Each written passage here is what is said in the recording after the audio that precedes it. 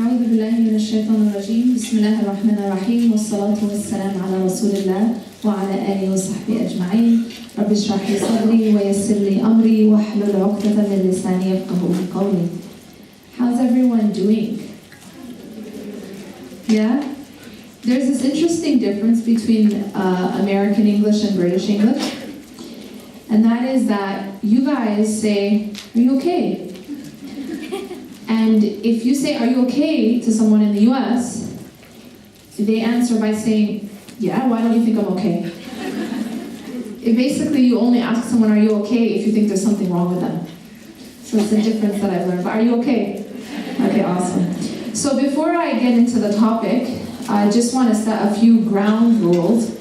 They're a bit unusual ground rules, not what you typically hear. But I'm going to ask you to do something for me. As a speaker, I have to engage in what seems like one-way communication, right? I'm speaking and you guys are listening, right? But the thing is that I don't really, personally, I don't like one-way communication. I like two-way communication. I like connection, okay? So because we can't interact verbally, I'm going to ask you to use something called non-verbal communication. What am I talking about? Body language. What am I talking about? Make faces. You think I'm kidding. I mean it. One of the most difficult things as a speaker is when you're speaking to a crowd who looks like this the entire time. Because me as a speaker, I have no idea whether or not I've just said something that offended you, something that delighted you, something that confused you, or you're just really hungry. So what I ask from you is show me, interact with me through your expressions. Fair enough? Some are still not convinced. Sounds good. All right, go girl. Okay, good. Okay, so alhamdulillah, that helps me to understand what I need to explain further. You don't understand how much reading the speaker has to do with the audience. If a speaker really wants to connect with the audience, I have to read you. This isn't a passive thing that I'm doing up here.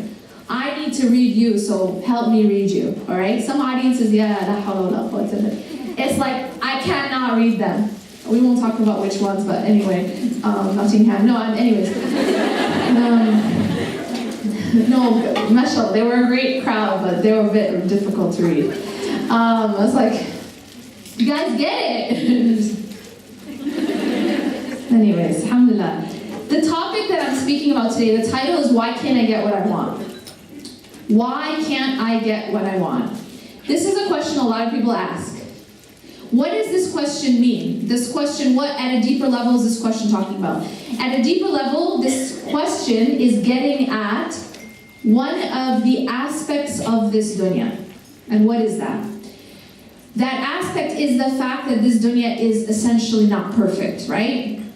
We want certain things in life and we don't get it. We don't want certain things in life and we get it, right? Yeah. Good, you're getting into the habit. Usually like the audience, especially in the UK, is kind of like very sort of culturally passive. Like I'm American, so we're very expressive, and especially because I'm Egyptian. But see, this life, we don't always get what we want. It's the very nature of dunya that it's not perfect. It's the very nature of dunya that I'm going to want things to work out a certain way, and it isn't going to always work out the way I want. This is something we're going to have to learn to understand and then accept. But I'm going to actually put something even deeper forward. See, it's one thing to accept.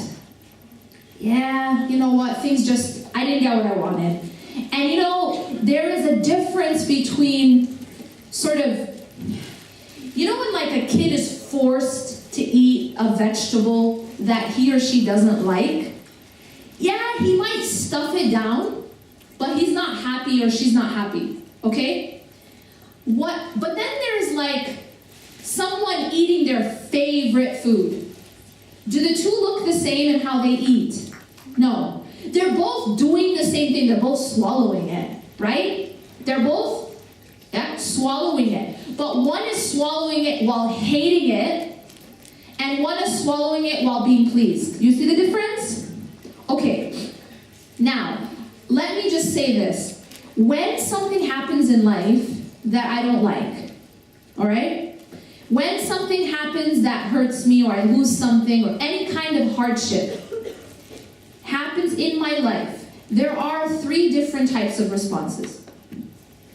The first response is absolute displeasure, meaning anger, why me? It's not fair. God, how could you do this to me? That type of response. That type of response is a response that we're taught that a believer shouldn't have. That type of response is, in fact, a contradiction to sabr. What's sabr? Sabr is generally translated as patience. But it also includes other things like perseverance and steadfastness. But we'll talk about sabr, that patience. That when you respond with that first response, the response of, this isn't fair, why me? God, how could you do this to me? Almost as if the slave is putting Allah on trial. You get what I'm saying? Allah is being put on trial, and Allah is high above ever being put on trial. But it's as if the slave thinks that he or she is putting Allah on trial and is questioning Allah. Right? You know, have you ever seen, like, in the courtroom, how does it go when someone's being questioned by a lawyer and they're being drilled? But why, you know what I'm saying? And it's like they're being cross-examined, you know what I'm saying, right? Now, it's as if people try to do this with Allah. Something Allah chose for you. Allah chose it for you. It's His will. Allah gave you something. Allah took something. Some decision in your life that Allah subhanahu wa ta'ala has made. And our response is why, how, it's not fair. You get it? As if we're in a courtroom and Allah is the one who's being questioned. That first response is an absolute contradiction to sabr, and it's a response that we as believers should always avoid. It is a response that indicates there's a problem internally. It's an indication that there's a problem internally, and I need to go inside. I need to fix up some stuff. I need to clean up inside. Makes sense? Now, some of you might think, OMG, like that, we get scared. Because some of us might think, oh no, I responded like that in whatever situation, or maybe I'm feeling that way right now. Well, oh no, like almost like a panic. But to that, I want to say this. Everyone in this room is still breathing, right? Hopefully. Everyone in this room's heart is still beating, right? Everyone in this room's soul is still in their body, right? Therefore, it's never too late. You see, one of the biggest mistakes we make is that we despair. You make a mistake, you're not perfect, you fall short, and then you despair. And you think, you know what, I messed up, so now I should just give up. There is that whisper that comes into our minds and into our hearts that tell us to just give up. Right? You messed up, so now you should just give up. You know that whisper that says, you might as well take off your hijab. Why do people feel that way? Why do people get to a point where now they feel like, let me just give up. Let me throw in the towel. Why? It comes from an avenue of despair. It's a feeling of, I'm not good enough. Right? And sometimes we actually put that on others. You know that whole rhetoric of, oh, did you see what that sister did? Did you see what that sister, who that sister was with or whatever? You know what? She might as well take off her hijab. You get it? That kind of rhetoric is from the door of despair. And guess Who's the king of despair? Anyone? No, not Trump. Who? Shaitan. Shaitan is the king of despair. One of his favorite tools in his little shaitani toolbox is the tool called despair. And so he will use that tool on us as much as he can. You know, look at you. Look at you. You think you're so pious, you're so good, you have this hijab thing all going on. You go to the masjid, you know, you're trying to be all religious, but you know what? You're actually really bad because you did this and you did that and you fall short here, you get it? And he uses those flaws not to make us run to the mercy and forgiveness of Allah, not to make us run to forgiveness and tawbah like Allah tells us to do. What are we supposed to do when we make a mistake? What does Allah say and His Messenger when we make a mistake or when we fall short? Repent. Simple as that. Allah subhanahu wa ta'ala talks in the Quran countless times about when we fall short and how the believers, the people of ihsan, like the best of the best, are those who, you know what? You know how Allah describes them in one place? إِذَا فَعَلُوا فَاحِشَةً. Like if they committed a fahisha. You know what a fahisha is? It's like a really, really shameful sin. Okay? It's like shameful sin. And he's describing who here? He's not describing the kuffar. He's not describing the disbeliever. He's not describing the atheist. He's actually describing the good guys. He's describing the believers, the people who will enter Jannah, etc., right? And how does he describe them? That if they commit a fahisha, or they wrong their own selves. How do we wrong ourselves? Through sin. That if they do, they remember Allah and they seek forgiveness. That's actually how the good people are described. But, you know, that might shock us because we are sort of taught to think that the good guys never commit mistakes. They never make mistakes. That the good guys never commit sins, or especially fawahish, right?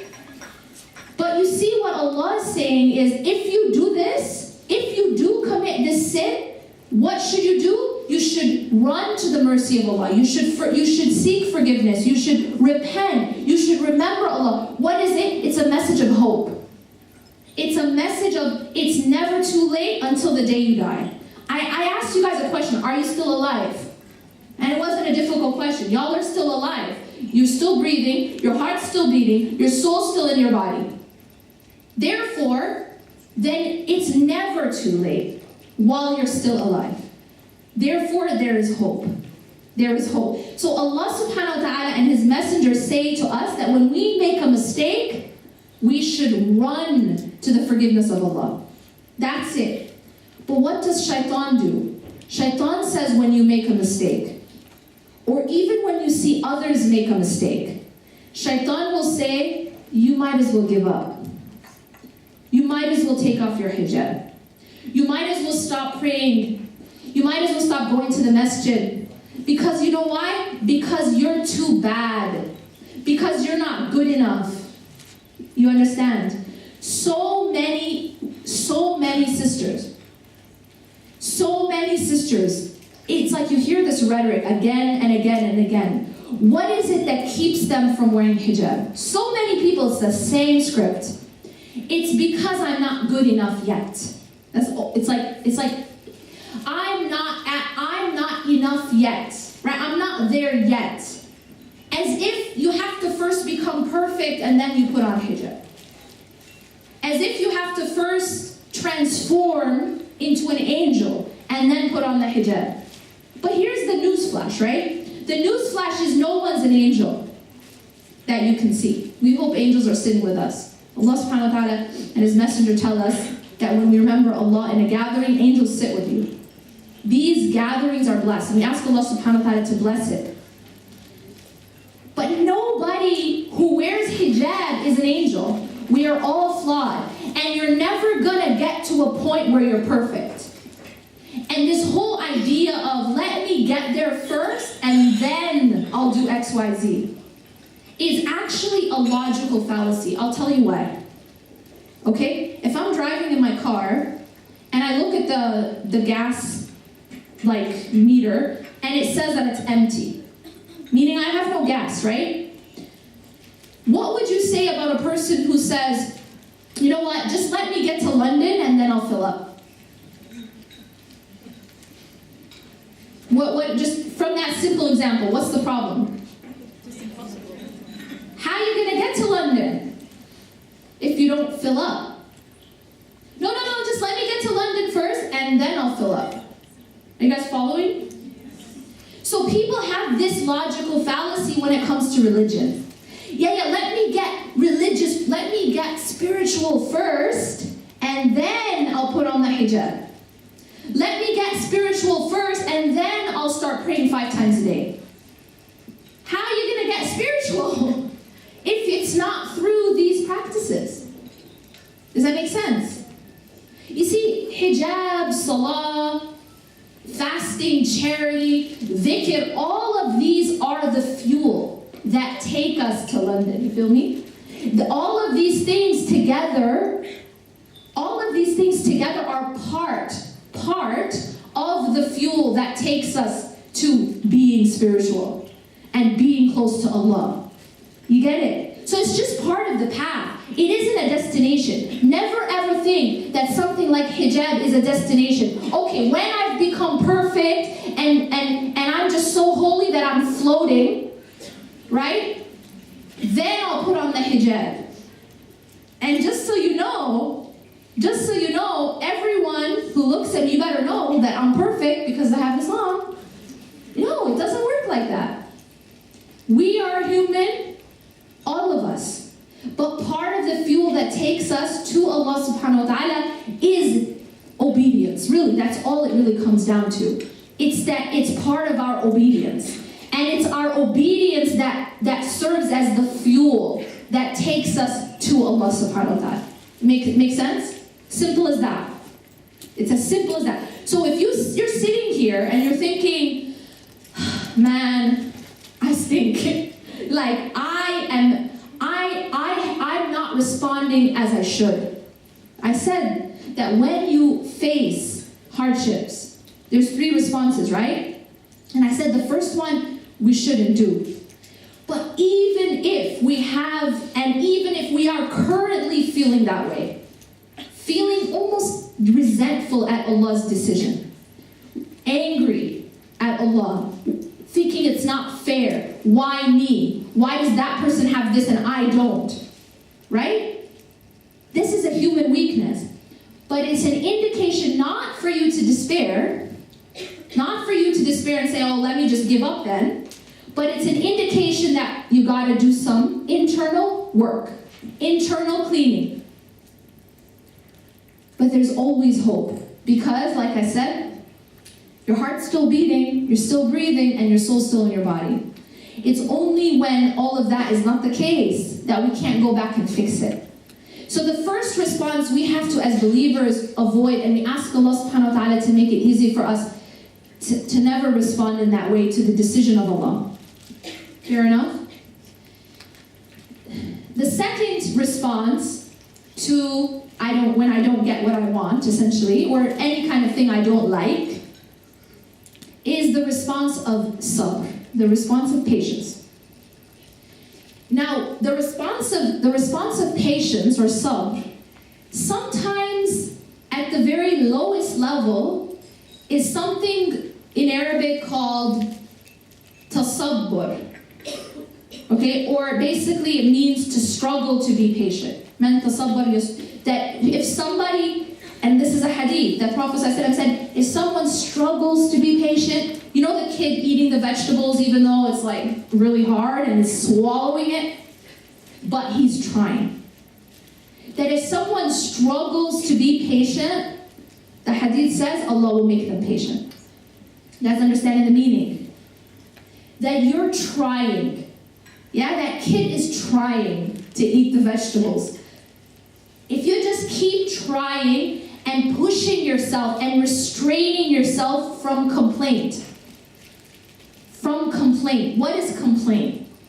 Do you guys know the difference between a complaint against Allah and a complaint to Allah? Does anyone know the difference? It sounds very similar, but it's actually worlds apart. Very different. A complaint against Allah is the first category. A complaint against Allah is, this isn't fair, how could you do this to me, why me, why does this person have and I don't have, you feel me? A complaint against Allah is this reaction. But a complaint to Allah, is that a contradiction of self? See, a complaint to Allah is something very different. Complaining to Allah means turning to Allah, not saying I'm displeased or I don't accept, but just saying, this is hard. You see the difference? Just saying, my Lord, Ya Allah, this is hard. And because it's hard, and because I'm only human, and I'm weak by, human nature, please help me. See the difference? You're not saying, Ya Allah, I don't accept. You're not saying it's not fair. You're not saying, why me? You're just saying it's hard, so please help me. Do you understand the difference? This is a very, very significant difference. You know why? Because I said the first category is something that a believer should never do. But you know what the second category is? Even the complaint to Allah, prophets did that. Prophets did that. How do you know? It's in the Quran. Yaqub alayhi salam. What's his story? In Surah Yusuf. He loses his son. And he's so sad that he cries until he goes blind. And yet, he has sabrun jameel, a beautiful patience. So you have this prophet who has beautiful patience, not just patience, beautiful patience, and yet he's crying. Well, immediately, this looks like a contradiction to a lot of people's definition of sabr. How many people have seen, for example, a grieving widow crying at a funeral and say to her, sister, have patience, or be strong? Say what? I'm confused. When in the world did it say, or where in the world did it say, that crying means either you're not being patient or that you're not being strong? You see our definitions. There's this video, you know these videos, these motivational videos that they have on Facebook and stuff? Oh God, I keep seeing this video, it's so annoying. It's like, what I've learned, and it says, I have learned to be strong, even when I want to cry. You get it? You get the problem? But most people read that, they're like, yeah. What's the problem there? They're assuming there's a contradiction between being strong and crying. Can I just shatter that myth, please? Yaqub alayhi salam cried until he went blind. Are you calling him weak? Are you saying he wasn't strong? Do you understand? He's in fact so strong that his patience is being mentioned in the Quran as sabrun jameel. It's not just patience, it's like the epitome of patience. But he cried until he went blind. So this is the first thing, is that in the second response of patience, it doesn't mean that you can't cry. It doesn't even mean that you can't feel sadness. The Prophet ﷺ felt sadness. Yaqub alayhi salam felt sadness. And in fact, that's where we get that mention definition of complaining to Allah. He said, I only complain of Allah, I only complain to Allah of my sadness. So number one, that's showing us like, he felt sadness. What, are you saying that prophets were human? They weren't these like angels in human form or robots. They were human beings. Allah subhanahu wa ta'ala chose to give, Allah could have sent angels with the message, by the way, right? Allah could have sent angels with the books. Simple. But Allah chose to send human beings for a reason. Why? Because we are human beings and we can relate to another human being. Please, we have to stop this weird kind of like humanizing of our leaders. Not just our prophets, dude, we do it with our shuyukh. We do it with our public figures. Wait, what do you mean they're human? What, they go to the bathroom? Like, wait, they get married and divorced? What? Yeah, like what? Aren't they supposed to be like floating around like with wings?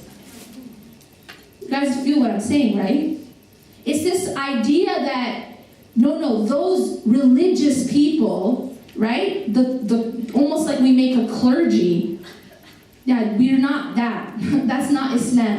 There's this like, this elite religious. They're not supposed to be human like us. They're not supposed to be human like us. That's completely wrong. And it's not the design of Allah.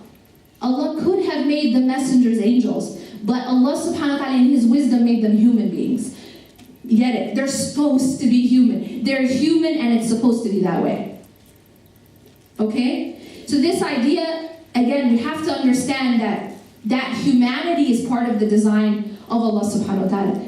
So Yaqub alayhi salam felt sadness and he complained to Allah, not about Allah. Yaqub alayhi salam had beautiful, perfect patience. He wasn't complaining, why me? How could you take my son? You didn't take his son? No. But he felt sadness because he's a human being. And he complained to Allah of his sadness. The Prophet ﷺ, when he lost his son and he was crying, what did he say? The famous saying that the eyes shed tears and the heart feels sadness, but the tongue does not say except what is pleasing to Allah. He's teaching us this balance, that we are human beings, and to feel emotion doesn't mean that you don't have enough iman. To feel emotion doesn't mean you don't have enough sabr. It's like they tell people, if you have iman, you'll never feel sad. What? Come on, be honest. How many times have you heard that? Exactly. How many times have you seen these memes and these videos? This is video going around. I need to just write a book against this video. Sadness is from the shaitan and dang.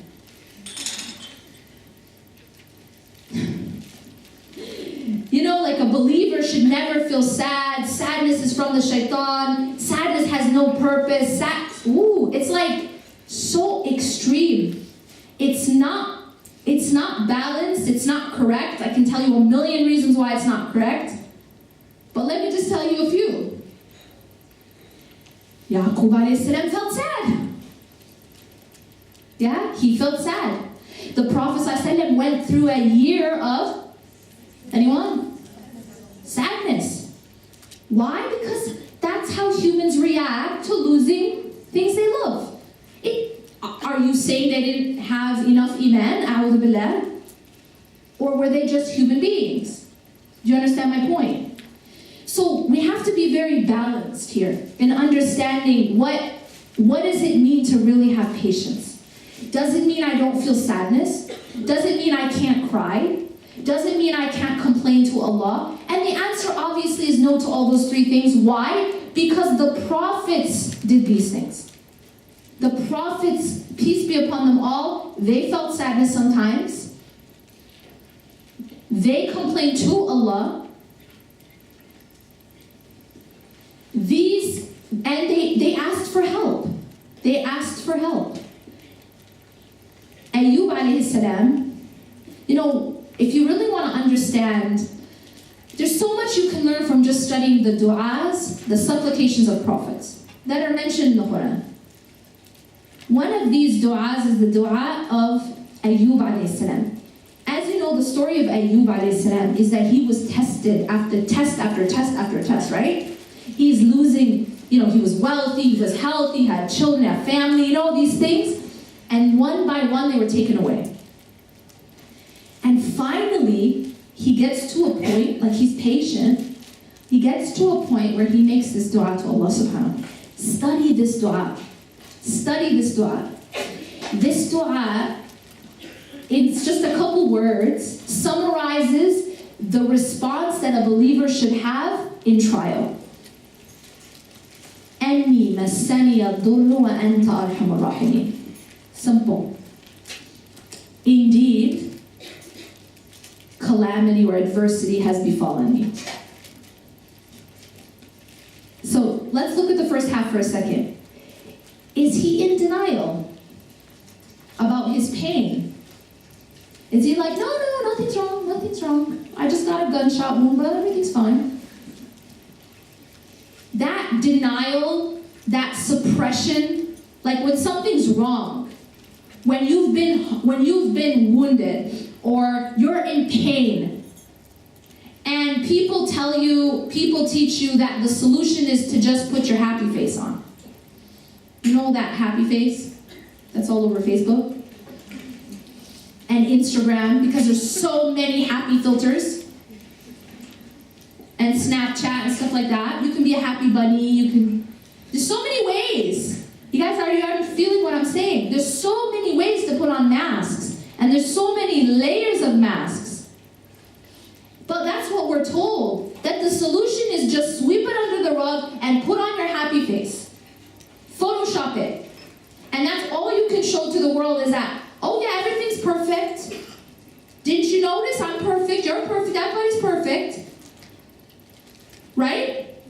You're not going and talking about the flaws that you have or the pain you're going through. No, you're talking about how awesome your life is, right? And how perfect everything is. And how amazing your husband is.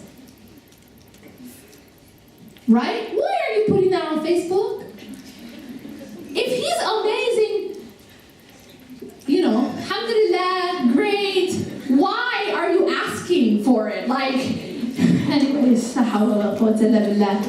it's like our need to almost display and show off is almost more important to us than just protecting our blessings. You know what I'm saying? This is the advice of the Prophet ﷺ. Protect your blessings by keeping it on the DL. You don't have to announce every blessing that you have, because that's just not wise. You feel me? But the idea is that we have to show the world that we are perfect, and our life is perfect, and our skin is perfect, because we got the filters. And our spouse is perfect, and our children are perfect. When you got the children, you got to have their pictures, and they did their Quran, mashallah, hafiz. Why are you... Anyways, I'm sorry. Every time I see one of those posts, I'm like, why? You're just getting so much envy. Why? Just why? Alhamdulillah, say alhamdulillah, mashallah, great, move on. You do not need to advertise it. You don't. But there's a very deep urge to show the world and prove to the world, I got these things, and I'm great, and I'm happy. All you're allowed to be is happy, by the way. Ever. You know what I mean? Happy British Muslims. They gotta always be happy. Don't ever not be happy. You know what I'm saying? There's this push that the only thing that you can be is happy at all times, perfect, right? Flawless. There's so much pressure. There's so much pressure. How do you even get away from that? Look, it's not realistic that you're just going to have no connection to social media. It's not realistic. You're going to be on Instagram, you're going to be on Facebook, you're going to be on Snapchat, right? But I will just say this as a side thing. There are ways to manage these outlets so that they can do more good than harm. Can I just tell you a secret? There's this button on Facebook that says unfollow. Do you guys know about this? Click. No one has to know. You don't have to unfriend, it's cool. Be their friend. They post a different selfie every day and what they're having their burger at that particular moment. And that's important stuff, but maybe you could unfollow. Why am I saying that? Because you become affected by everything you look at, everything you read, everything you listen to. You see, these constant inputs that we're bombarded with, don't think they don't have an effect. Every time you look at a new picture on Instagram of the Kardashians or whoever, or whichever new makeup / hijab tutorial / fashionista, there's so many, yeah? That's fine, but if that's all that you're like bombarded with, guess what? What you focus on grows. What do I mean by that? It's gonna be all that matters to you. And it becomes more and more important to you. You know what the problem with that is? That now you've actually forgotten about what does really matter because we are so focused on these things. And it's we're living in an age where there's such an obsession with appearance. It boggles my mind. We are such an appearance-obsessed culture and world. And it is because of this constant bombardment with you gotta be perfect, and there's this perfect picture, and then there's this, filter, and it's just like, we can't even be real anymore. We can't even be real anymore. Is this true? We can't. The only thing we can do is put on the Photoshop filtered image to the world. And it's everywhere. But you can actually control that by controlling your intake. I'm not telling you, get off Facebook, get off Instagram, get off Snapchat, and just sit in the masjid and read Quran all day. Because obviously that's not realistic. And even the Prophet ﷺ didn't tell us that we're supposed to just sit in the masjid all day. Real, true spirituality happens while you're living in the world. And while you are involved with these roles. While you're a mother, while you're a teacher, while you're in school, while you're a father, you get it. And yes, while you're involved with what's happening in social media, etc., what's happening. But there is a way to make it so that it's more beneficial and it does more good than harm. You know what I mean? Be conscious of what you're following. Simple as that. If you just, one small change you could make in your life, practically, I'm just talking real here. One small change you can make in your life, that if you actually do that today, and you look at the effect it has after a few weeks, you'll be amazed. It will actually change the way you see the world, the way you feel about yourself, the way you view everything. And that's just one small thing. Adjust your news feed. You guys see what I'm saying? Just adjust your news feed, your Instagram news feed, and your Facebook news feed. Adjust what it is that's coming on your feed. Is it all just a bunch of, it could be different things. Is it all just a bunch of fashion stuff, selfies, food, and that's it? Right? Or is it a bunch of really bad news over and over and over? That will affect how you see the world. You can actually use social media to inspire you. You can use it. Social media is a tool. You use it how you want to use it. You can adjust your newsfeed so that it's giving you things that are empowering you, that are inspiring you. Things beyond just what's the new thing in fashion, or what Trump is saying, or whatever. Like, we have to be mindful of what we're obsessing over, or what we are focusing on. Yeah, I get it. You gotta be involved. You gotta know what's going on. Fine. But be mindful of what you're focusing on. Be mindful of the quality of what you're intaking, the quality of what you're looking at every single day. You're on Instagram every day. You're on Snapchat every day. You're on Facebook every day, and so am I. I mean, this is our life.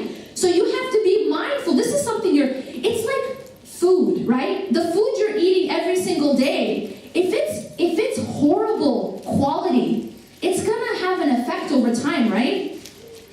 Right? That's why they have this whole movement of eating organic and, right? And avoiding preservatives. Y'all are much, much better off than the US, but anyway, it's a different story. We have poison in all of our food, like processed food. I picked up a bag of chips in the UK, and I was shocked. It didn't have any preservatives, it didn't have any MSG, it didn't have any artificial colors. I was like, what? This is insane. Like, it's almost like they have a competition how much they can pack into one bag of artificial colors and preservatives and MSG, but it's a business, but that's a different story. The point is that what you're eating, because it's something you're doing every day, it's very important, and it does have an effect on you over time. That's why there's such a movement about healthy eating, right? We understand this with our bodies. We get it. You're not going to eat molded food, are you? Some people seem a bit unsure. You're not going to eat molded food because it's going to poison you inside. It's toxic. There is so much molded stuff out there on social media. It's just garbage. It's useless.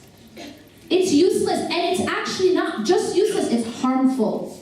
I'm trying to tell you that it does have an effect.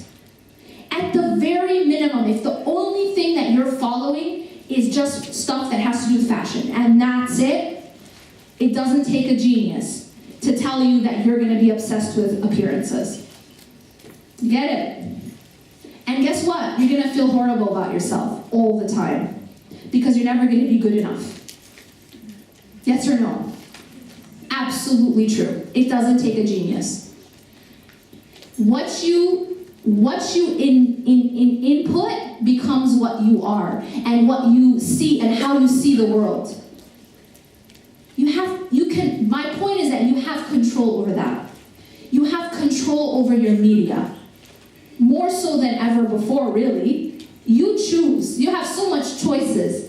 So just be mindful of that. Be mindful of that. So when we talk about this dua of Ayyub alayhi salam, he began by acknowledging, he's not pretending. He's saying, "Ani massani al-dur," that indeed hardship, calamity, adversity has befallen me. He's not pretending everything's okay and putting on, a mask. He's being real with Allah. Make sense? But here is the point I want to make. I said earlier that I'm really upset about this video. It annoys me every time it comes on my newsfeed because everyone's so excited about it. But it's basically saying that sadness, and it uses the word sadness, and that's my problem, is the word sadness. A different word should have been used. You know what it is? Despair. There's a difference. There's a difference. Hopelessness.